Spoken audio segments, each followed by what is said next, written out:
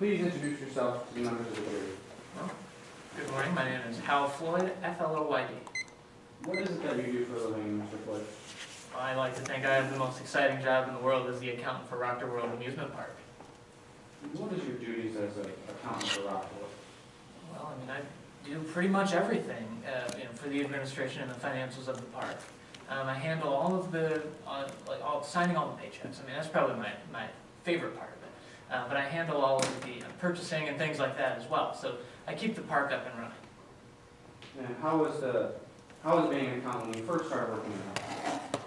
Well, when I first got to Rock World in 2009, I seen that there were quite a few things that had to be changed. There was no way of them to track the number of people that came in and out of the park. So I came in like a wrecking ball. As to relevance, we're here in court to discuss events that occurred in summer of 2012 related to the defendant Whit Bowman. I failed to see how these events of 2009 related to bookkeeping are relevant in the case at hand. Your Honor, I'm just laying foundation as to this witness's credibility, this witness's knowledge, this witness's overview of what happened at the park. Today we're here to decide whether Whit Bowman was stealing from the park, and in order to understand if they were stealing, we had to understand how the park works. Okay, defense is allowed to lay the foundation. Yes, Your Honor. So you were explaining how being an accountant was at Rockshore.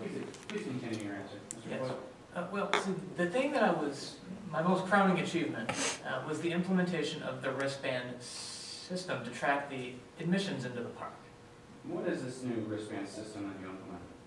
Well, you see, Rock World uses two different types of admission passes. There's the regular admission, which costs $20, and then there's the World Tour Pass, which costs $35. Each day there would be a different color combination between the two wristbands, so that way the guests couldn't reuse them for another day at the park. How was this new wristband system working for Rockshore when you implemented it? It worked great. We were able to get concrete numbers about how many people were in the park, and it was good for the business too, because it increased the profitability by allowing us to retarget all of our markets and really gave us more information about the business itself to maximize the profits. And when was it that you actually implemented the new system? That was my first year in 2009. So how was the system working in the 2010 system? Very good. And what about the 2011 season? 2011, it just kept getting better. We were increasing the profitability every single year and always being able to more finely tune our promotions and things like that. Now I'm curious, Mr. Floyd, who was working the ticket booth during the 2011 season? Well, that would be Whit Bowman. Well, during the time that Whitney Bowman was operating the ticket booth, how was the ticket booth and how was the revenue? Well, that's when we started to experience all of the great things about it. All the numbers were lining up, everything matched, and the sales revenues were at the highest they've ever been. It was perfect. So what about the 2012 season? How was that season? Well, see, the park runs from April until the first weekend of September, so we have all that time. Now, in April of 2012, it was perfect. We were on track for the sales as the year before. It was set to grow at the same rate. Now, in May of 2012 is when Cameron Poole started working in the ticket booth, and that's when things started getting a little strange. So after you noticed that problems were occurring when Cameron Poole got in the ticket booth, what did you do? Well, I started my own little internal investigation of some of the things going on in the park, and we even counted the number of people that were actually in the lines and compared it to the number of that the ticket booth was saying. And we found that fewer than 30% of our sales were coming from the World Tour Passes, but when we counted the number of people in all the lines, it was almost half. So obviously a pretty big discrepancy. So what did you do when you found out that there was this huge discrepancy? Well, the first thing I did was I went into Cameron Poole's employee locker and I opened it up. Staring at me right in the face were piles of these fake Rock World wristbands. And then some of the actual ones that he had apparently thrown away. So after seeing these fake wristbands in Cameron Poole's locker, what did you do? Well, I went to the park's owner and I told him what I found. And after you told the park's owner, what happened?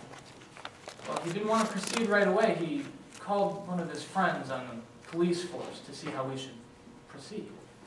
And how did you proceed? Well, it seemed like he wasn't doing anything about it. I was about to ask him about it again about a few weeks later, but before I could tell him anything, he said that, I was Objection, not. Your Honor, as to hearsay. What was the question again? I asked how the accountant proceeded after he told the boss about the wristbands. And What are- then you were about to say, and then she stopped you? Right, well, I was gonna say that he had told me that. What? He told you, okay. What was the hearsay that you were objecting to? Which part of that? Because he had mentioned 3 points. I was referring to the statement about to be elicited by the witness. He told me, he said, referring to a statement of Mr. Longstreet that we haven't yet heard in court today, and I don't believe it's admissible and allowed to be heard in court A today. statement by who? Long? Longstreet, I believe this Okay. witness was referring to a statement from his boss. Oh, right. Your Honor, may I respond to that? Yes, you can. And the witness told you that J.C. Longstreet told him to proceed, to go ahead and go to the ticket booth. That's what this witness was about to testify to. Now, Your Honor, in order for something to be considered hearsay, it has to be an out-of-court statement being offered to prove the truth of the matter asserted. That's the definition of hearsay. Now, a statement from J.C. Longstreet to this witness was a command. There is no truth value in a command. It's for not the truth of the matter asserted, but rather the subsequent actions of the accountant. What did the accountant do after J.C. Longstreet told him to take over the ticket booth? Yeah, I'd have to agree with the defense that he's bringing it into, or he's testifying to prove what the effect was on the witness. As long as it's for that limited purpose, Your Honor. Thank you. Yes, Your Honor. So how did you proceed, Mr. Floyd? Well, after that, that's when he told me that I was right and I should take over the ticket booth to see if I can straighten out the issues. So that's when I went to the ticket booth. How did things go when you went to take over the ticket booth? Well, that's when Longstreet told Cameron Poole that he could go home and not return, and not go to the locker room. Now, Poole didn't see me, and I didn't see him, but he sounded really angry. And he said, you can't push me out like that, it's not over yet. So after Cameron Poole said that, what did you do? Well, when he was gone, I went into the ticket booth and started working for the rest of the day. And how did the rest of that day go for you? It was good, about as fun as working in an amusement park ticket booth can be, I suppose. And how did the rest of that day go for you as the day continued? Well, it was good up until about 9 o'clock, about the closing time for the park. Well, Mr. Floyd, what happened around closing time? That was one of the scariest moments of my life. Tell the members of the jury a little bit about that. What happened? Well, I was starting to count all the money and get all the sales figures together for the day, and it was perfect. Everything was lining up just the way it should be for the day, the year before. So it was perfect. But then I looked up, and I saw Cameron Poole charging at me with this just enraged face. And I reached down to grab my phone so that I could call security, but before I could make the call, he said, "Put that away or you'll regret it." What happened next? Well, before I knew it, he had this knife in my face, and he wanted all the money. And he said, "Put the money in the bag or I'll carve up your face." Mr. Floyd, what did you do? I did the only thing I could do. I just put the thousands of dollars that I had been counting before into this bag, and I just pushed it towards him. He grabbed something from behind the ticket booth, a small box or something, and put it in a bag and ran off.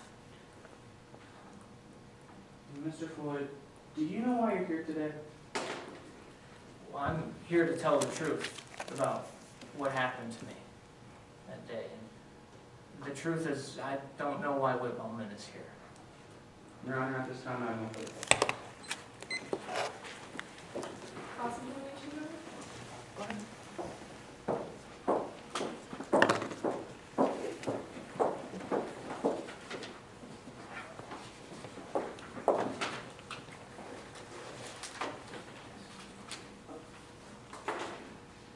Bailey Ronhouse of the prosecution, may I proceed?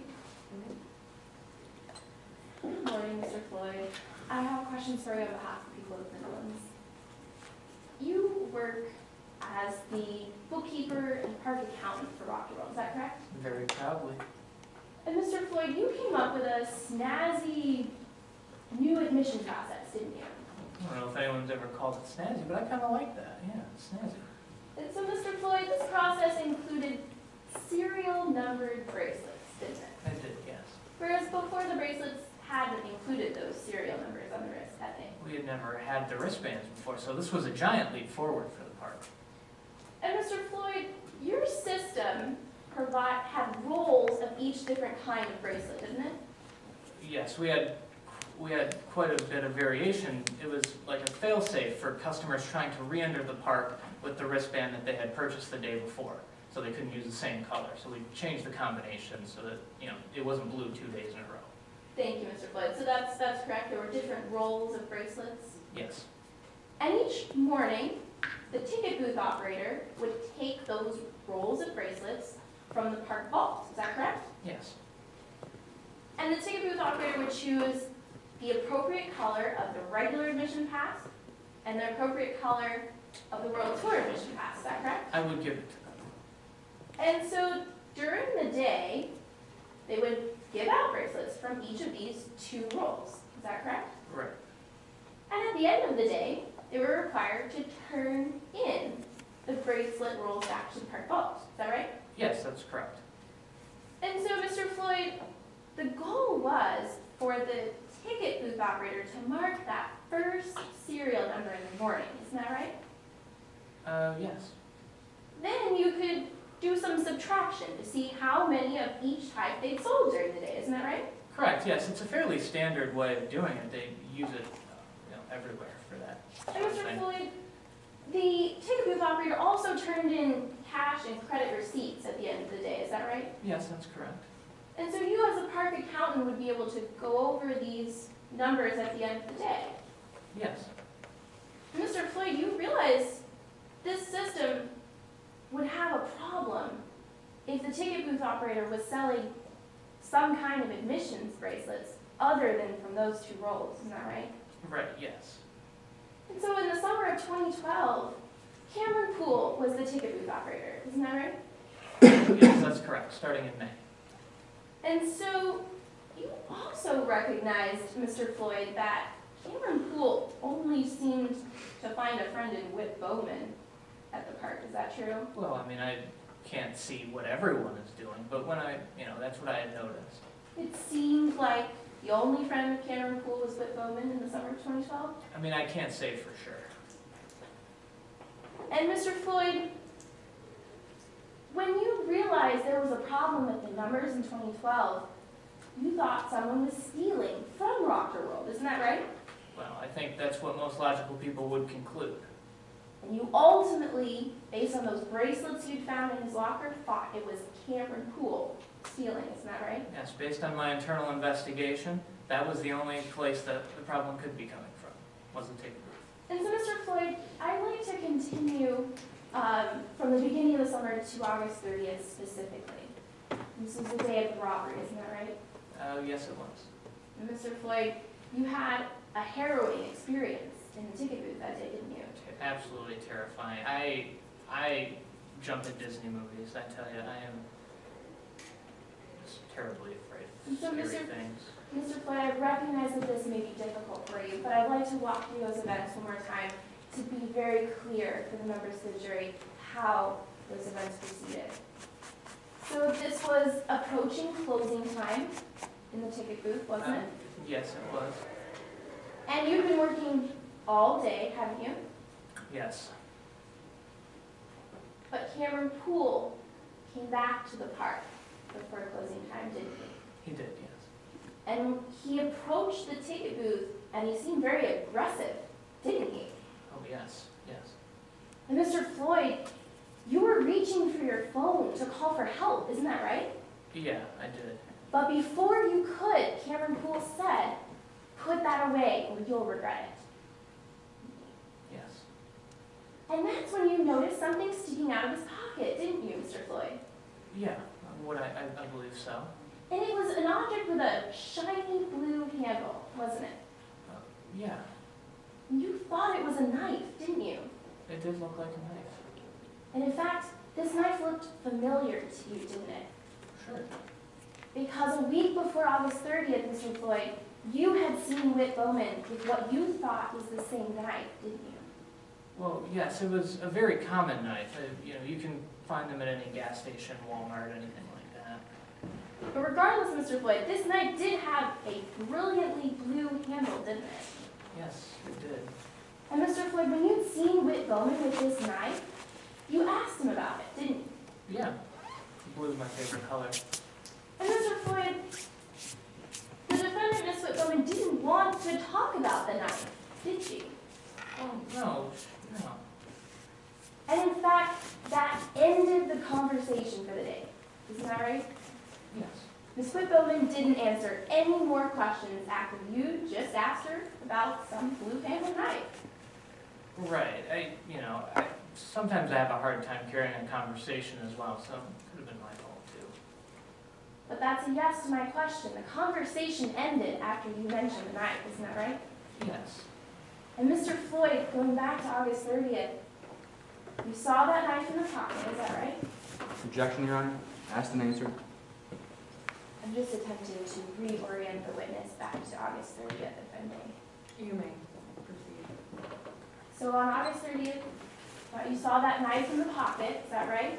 I can't be sure if it was that knife. But you saw what you thought was a very similar blue-handled knife in the pocket, didn't you? Sure, yes. And the next thing you knew, Mr. Floyd, this knife was in your face, wasn't it? It was. And Cameron Poole was telling you, give me all the money or I'll carve up your face. Yes, And I'm sure this was very traumatizing, wasn't it, Mr. Floyd? it was. And so you did what you could, right? You gave him the money. Well, absolutely. That's what anyone would do. Certainly, Mr. Floyd. And the next thing, Cameron Poole rushed out of the office, taking that bag and that knife with him. Isn't that right? Yes, he also had a small box of some sort. He had reached over the counter and grabbed it. I didn't see it when I was there. And so, Mr. Floyd, you took each of these things and ran out of the office after robbing you at knife point. Is that correct? We were in the ticket booth. Excuse me, yes. You ran out of the ticket booth office Right. with these three things. Is that right, Mr. Floyd? Yes, that's correct. Thank you. No further questions.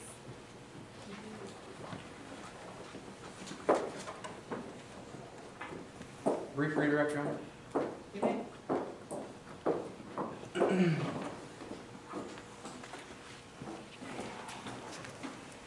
Mr. Floyd, opposing counsel just came up and asked you some questions about the knife. At any point, did you ever see Whit Bowman give Cameron Poole a knife? No, I didn't. Do you know how Cameron Poole came to possess this knife that was by Whit Bowman? No. If anything, I bet Poole stole it. Your Honor, at this time, I Objection, don't- Your Honor.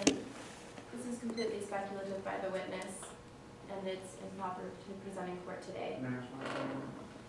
Pursuant to Rule 602, a witness is allowed to present their rationally based perception, and that is exactly what the witness is doing. Your Honor, I don't believe that this is a rationally based perception. This is completely out of thin air, that this knife, perhaps it was stolen. Rule 602. Lack of personal knowledge is what the rule is called, Your Honor. And pursuant to that rule, the witness is allowed to I'm testify gonna have to... what was the question again? Repeat your question. My question was, did he ever see Whit Bowman give Cameron Poole the knife? And he said, no. Your Honor, I object to He's kind of, I would have to agree with, the prosecution's kind of interjecting I'm not, He's some giving, speculation on what he thinks. Your Honor, pursuant to that rule, a witness is allowed to testify to what they believe, the rationally based perception. And according to what this witness has heard, seen over the past summer of 2012, that's just what he believed. Your Honor, this belief is required to be founded as some rationally based perception. And I don't believe that this witness has any personal knowledge of this issue. Your Honor, this witness has already testified that he had worked at that park with Cameron Poole for the entire summer of 2012. It is a rational-based perception that Whit Bowman didn't give Cameron Poole the knife, but more so that Cameron Poole stole it. He's allowed to give that testimony because that is his rational-based But perception. just because he had personal knowledge that Cameron worked at this place doesn't give him personal knowledge that this knife was, that he stole this knife. Or that he has the ability to steal. Is there another rule you can cite to about opinion? The lay witnesses are allowed to make their rational-based perception. Pursuant to rule, if I may, Your Honor, 701.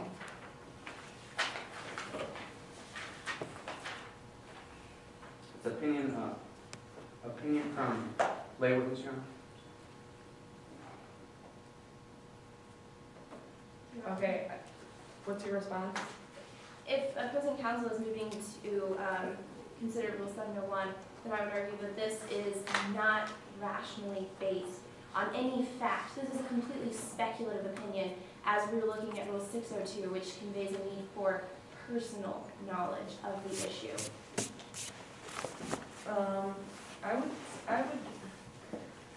This is a tough one, but I would have to say that it's, defense has cited Rule 701, and that's his opinion, and he seems to be a rational witness, and it's based on his opinion, so I'm gonna have to allow him to give his opinion. Would you like me to re-ask the question? Go ahead. Yes, Your Honor. Your Honor, I would have to review or amend my objection to this usage of testimony for character evidence and also a lack of foundation for this witness's testimony in general. Well, Your Honor, unless opposing counsel... explain to me, excuse me, don't interrupt me. Sorry. Explain to me how, this relates to explain why this rule relates to the character. Your Honor, I believe And that... permit why it's a permissible character evidence. Certainly. Your Honor, I believe that opposing counsel is attempting to elicit this testimony for the sake of clearing the name of Whit Bowman, that he would not have given Poole this knife, and that Cameron Poole would have had to have found another avenue to acquire this knife. And furthermore, in addition to being character evidence, we haven't heard any foundation for the witness's opinion that he believes it was stolen, other than this inadmissible character evidence. Defense, can you give any foundation evidence as to his opinion? Can you ask the witness questions relating to why he would believe this? As to why he would believe Cameron Poole would steal it? Yeah. Your Honor, it's already been laid out in this trial that Cameron Poole was the one who was stealing money from his company. Mr. Floyd already testified that Cameron Poole was stealing money from his company. How far is it then that he would go and steal a knife? That's his opinion. And pursuant to Rule 701, he's allowed to give that opinion. I agree with defense, I'm sorry. Yes, Your Honor. And my ruling is final. Thank you. Mr. Floyd, did you ever see Whit Bowman give Cameron Poole a knife? No. Your Honor, at this time, I have no further questions.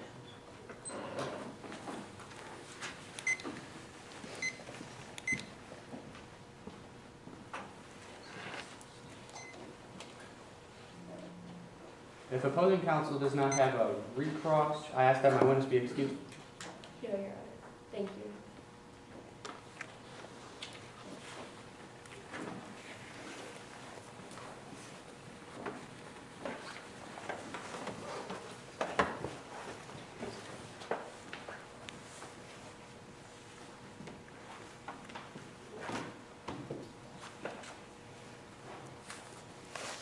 At this time, the defense calls Charlie Kaminsky to the stand.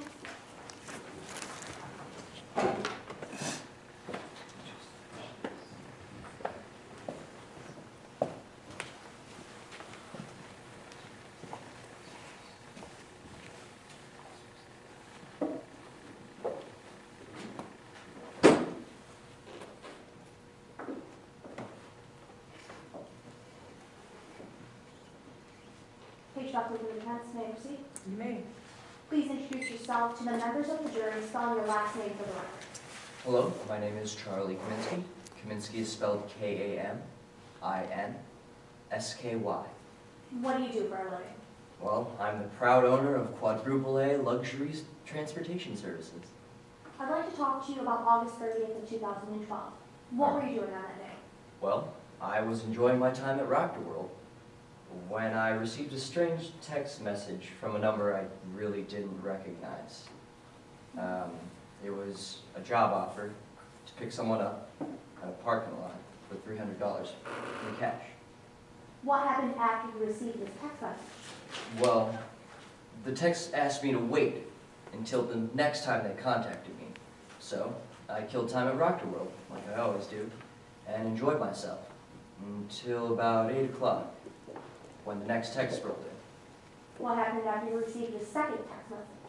Well, it asked me to pick them up from the parking lot near the Rock2World, so I hopped out of the line for the ride I was in, unprepared, and I headed towards the exit. But as I was heading towards the exit, I saw Cameron Poole running by me, being chased by a security guard. What happened after you saw Cameron Poole being chased by the security guard? Well, personally, I had a job to do, so I went about my own business and went towards my job, continued on my way, and made it to where I was supposed to meet my client. What happened once you got to the place where you were meeting your client? Well, lo and behold, Cameron Poole walked up to my car and handed me $300 worth of cash, then got into the back of my limo. How do you know Cameron Poole? How do I know Cameron Poole? Well, I know Cameron Poole from the ticket booth at Rock2World. You see, I know him because of the funny business he tried to pull with my admission bracelets. What do you mean? Well, see, I always pay in cash. As, a transportation service professional, that's mainly what we deal with. As I handed him the cash for my wristband, I noticed that he put some of the cash in the register, but not all of the cash in the register. So, me being a curious soul, I simply asked him what was going on. How did you respond? Well, he told me that he and some friends were stealing from Rock2World. Now, you said that Cameron Poole got into your limo on August 30th, 2012. What happened once he did this? Well, I was about to ask him why he was being chased out of the park, but before I could, he asked me to put the privacy screen up so that he could make a few phone calls. What did you do? Well, I did as he asked. I put the privacy screen up, but he never said anything about the speaker. And, curiosity got the best of me, so I left the speaker on. What did Cameron Poole do once you put the privacy screen up? Well, he made a few phone calls, the first of which was to Whit Bowman. What happened during this phone conversation? Well, he explained to Whit that he had just robbed Rock2World, but attempted to say something along the lines of, "But don't worry, no one will know that you had anything to do with it." How did Whit Bowman respond after hearing this? Whit panicked. You could hear the concern in Whit's voice. Asked questions like, "What are you talking about?" Any statement made by Whit Bowman would be hearsay. May I respond to that, Your Honor? There are several exceptions to hearsay, one being excited utterance. Witnesses already laid foundation that after hearing these statements from Cameron Poole, as she sounded upset, nervous, excited, because of that, these statements would be admissible under that exception. What, is it 80 something? 8033, I believe, Your Honor. Your Honor, before a witness's statement to be an excited utterance, opposing counsel must first lay foundation for the connection between the event that was startling or exciting and the statement itself, and that foundation is not yet that made today. May I respond, Your Honor? Can you hold on a moment? Yes.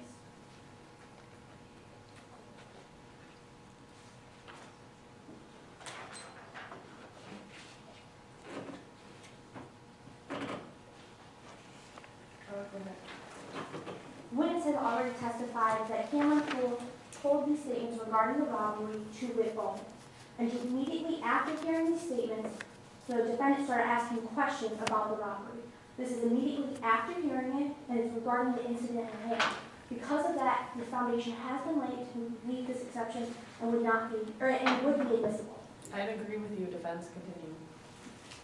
How did Whit respond after Cameron Poole told him about the robbery? Like I was saying, Whit had a lot of concern in his voice after hearing what Cameron had just said. Responded along the lines of, "What are you talking about? I had nothing to do with this. What do you mean you robbed them?" Thank you. No further questions, Your Honor. Cross-examination, Your Honor.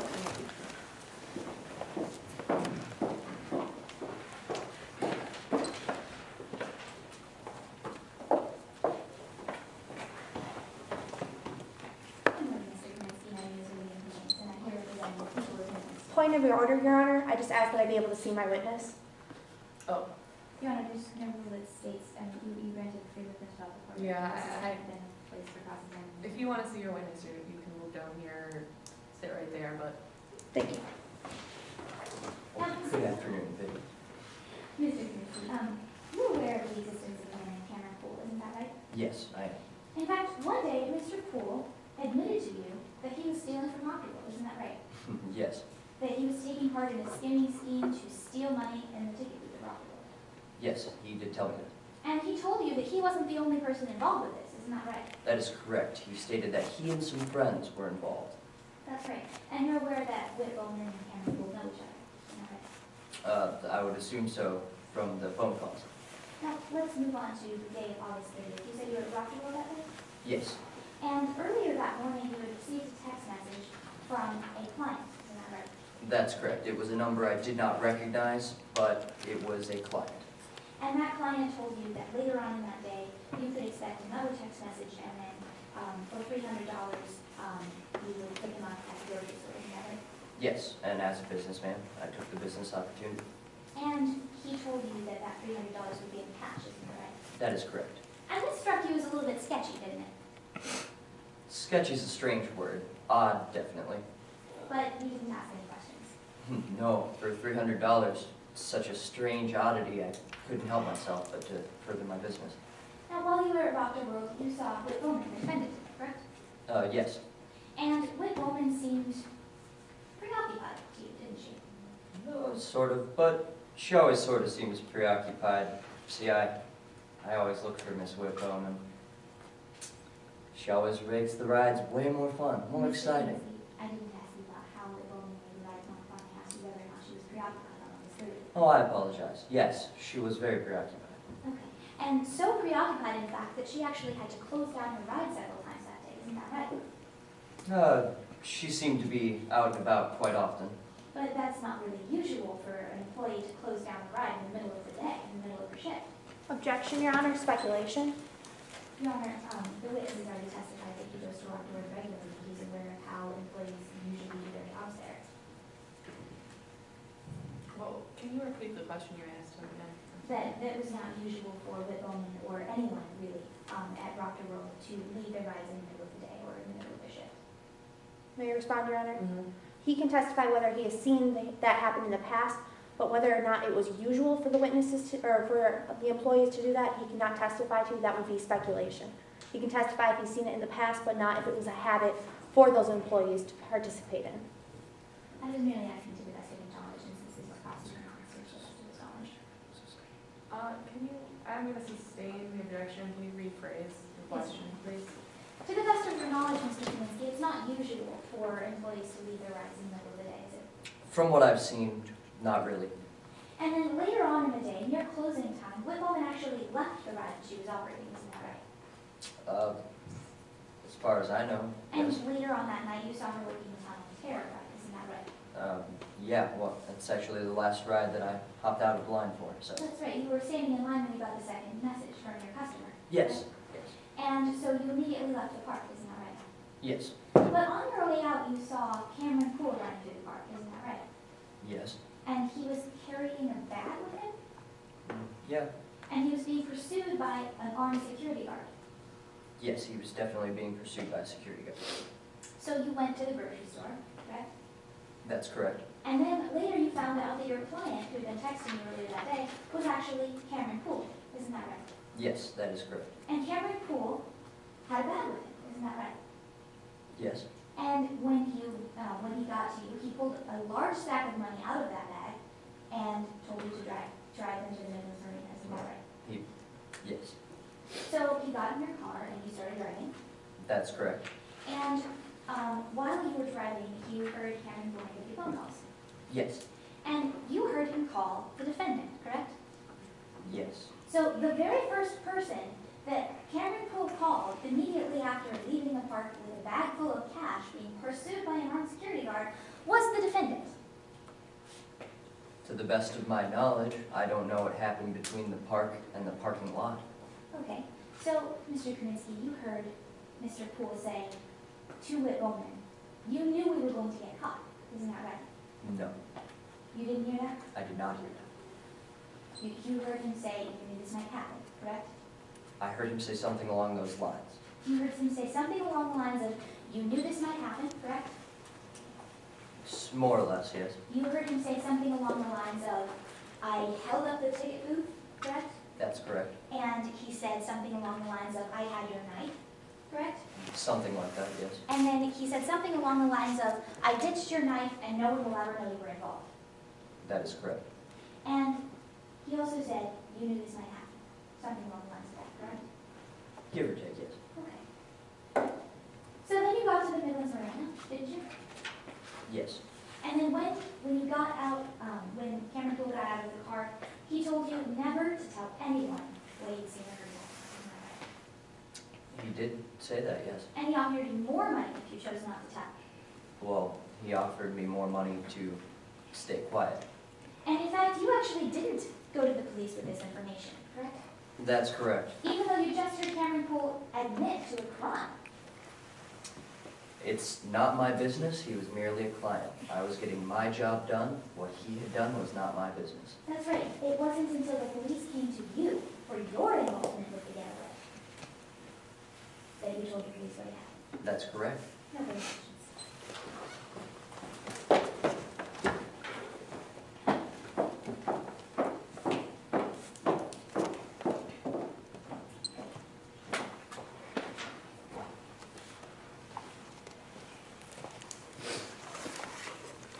Brief remarks, Your Honor.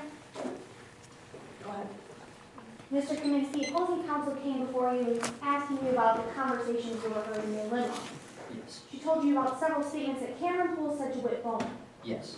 How did Whit Bowman respond after hearing all of these statements? Like I said earlier, Whit was extremely concerned. You could hear the distress in her voice. She questioned everything that he said, had said statements along the lines of, what are you talking about? Why did you do this? I didn't have anything to do with what happened. Why would you? Things along those lines. She seemed to have no clue. Thank you. No further questions, Your Honor.